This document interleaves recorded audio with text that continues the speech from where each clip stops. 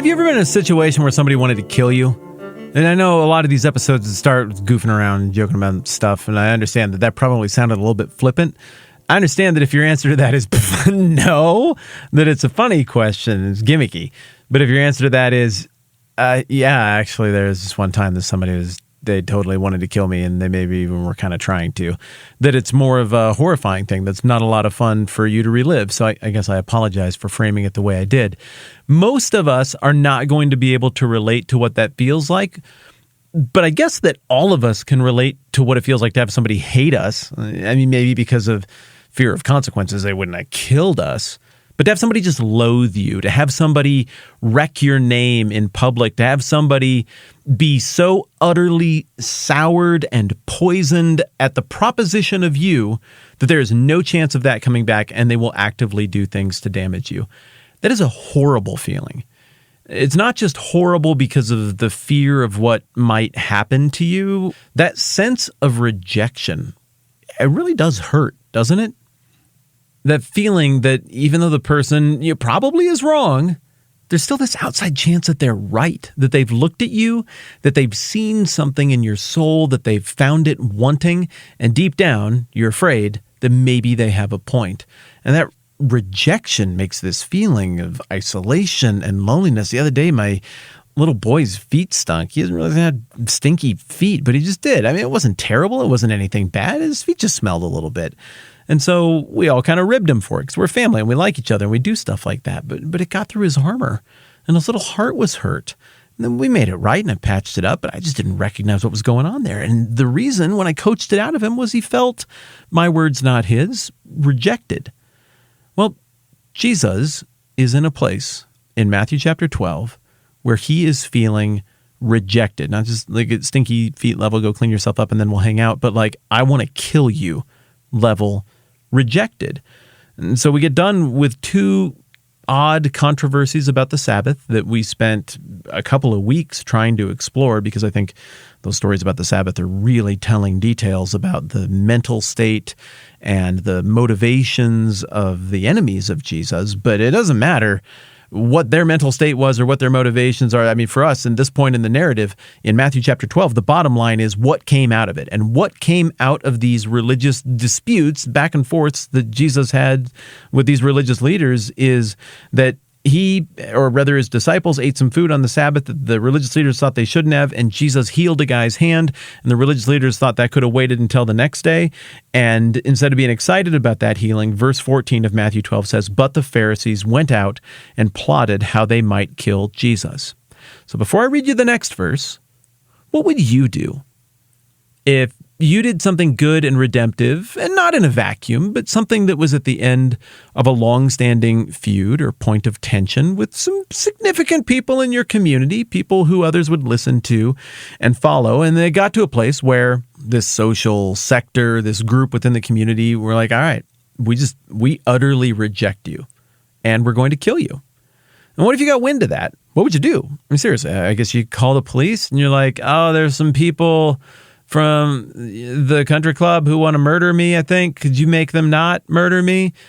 I guess you could do that.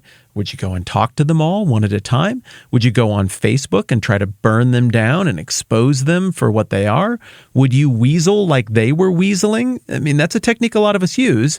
You go and try to undermine their support system and their relationships. Would you do that? Maybe if you had the ability, you would just confront them directly in a, hey, if you're trying to kill me, I'm going to come at you and let's just do this thing and well, may the best man win. Or there's this other option, and it's the one that I bet most of you would pick. Maybe half the time, it's the one I would pick. Sometimes I'm pretty willing to go and do the let's confront this thing deal. But this other option is very appealing as well. And that's the one where I just back off. It's like, all right, if all y'all are going to be like that, and we're going to start getting crazy, and we're going to escalate this thing, somebody needs to walk away, and I've decided it's going to be me. So I'm just going to let you all say the stuff that you're going to say, and I'm just going to have to live with that because I'm going to go be over here. I think sometimes it's a good course of action. And in this moment, a very human moment, in the story of Jesus that we get in the Gospel of Matthew, Jesus picks, let's fall back. So verse 14 of Matthew 12, but the Pharisees went out and plotted how they might kill Jesus. Verse 15, aware of this, Jesus withdrew from that place. Many followed him, and he healed all their sick, warning them not to tell who he was. And this was to fulfill some stuff that the prophet Isaiah said that we're going to look at tomorrow.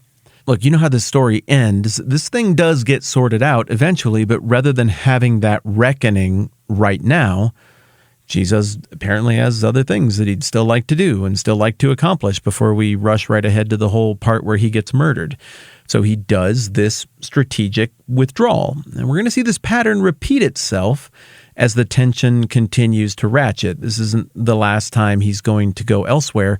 In fact, what we're seeing here is a narrative pivot from Jesus being very outward public ministry focused in his little neck of the woods on the north side of the Sea of Galilee to a version of Jesus that seems to be very aware of the inevitability of this now unsolvable strife between him and the religious leadership. It's a powerful emotional moment in the text because we've reached apparently the end of what a messianic claimant, what even the perfect person with the perfect attitude communicating a message of beauty and love and redemption and hope, we've reached the end of what can happen and of what good can come out of it, because this is why we can't have nice things. Because this is what people are going to do. There's this human resistance to this kind of language and this kind of stuff. And so he falls back and he pivots towards pouring his energy into the people who are going to carry the baton after this confrontation with the Pharisees boils up to a point that he will be killed and eventually will be gone physically from this world. And what will be left are these, yikes, still very raw, very clumsy disciples who clearly have a lot to learn. And I don't know about you, but I'm okay at math and I can flip through these pages and I'm like, no, we're approaching the halfway mark here. If you're going to get those guys ready, it's kind of now or never. So that is the move that we see happening here. A narrative note that I think is important is that he's warning the people he's healing not to tell people who he is. So the people, they're figuring out what the demons knew from the start. You're the Son of God. They get it. You're the Messiah, the Christ. But he's like, let's not exactly articulate all of that now. Is it because he was afraid of dying? Well, I mean, look at what he ends up doing. No, he's clearly not afraid of dying. It's because the work's not done.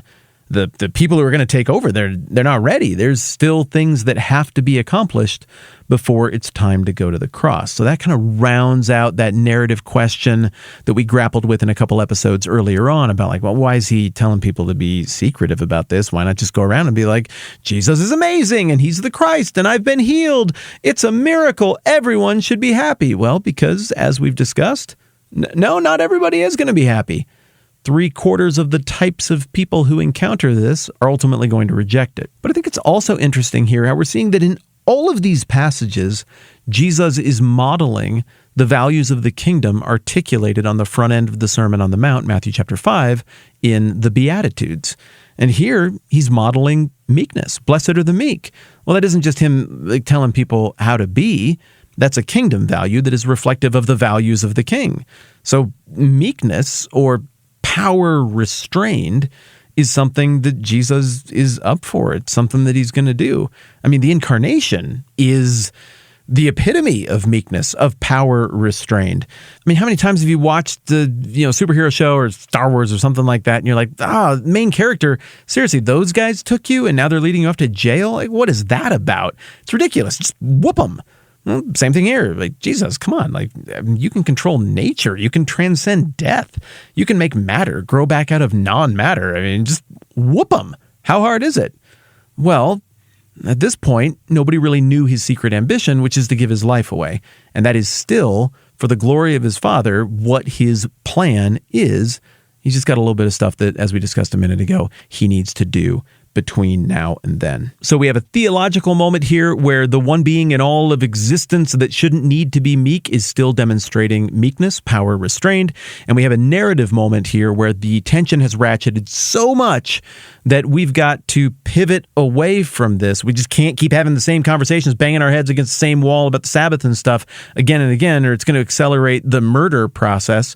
And then Jesus will not have accomplished all he needs to accomplish in getting his disciples ready and communicating other things that that he needs to communicate before the time is right for him to go to Jerusalem and walk right into a trap that he knows is there and walk effectively straight into the crucifixion entirely voluntarily because he wants to, because it's a plan that he helped design and has been committed to since before time, as humans understand it, was even initiated. So he's not backing down from a fight. He's not being a coward. He's being shrewd as serpents and innocent as doves here for the greater purpose of the redemptive plan. We'll look more deeply into how the prophet Isaiah and his words fit into this strategic withdrawal here in Matthew 12, 15, 16, and 17, mañana.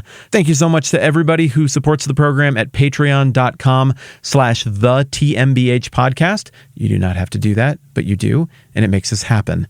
And it means a tremendous amount to me and my family.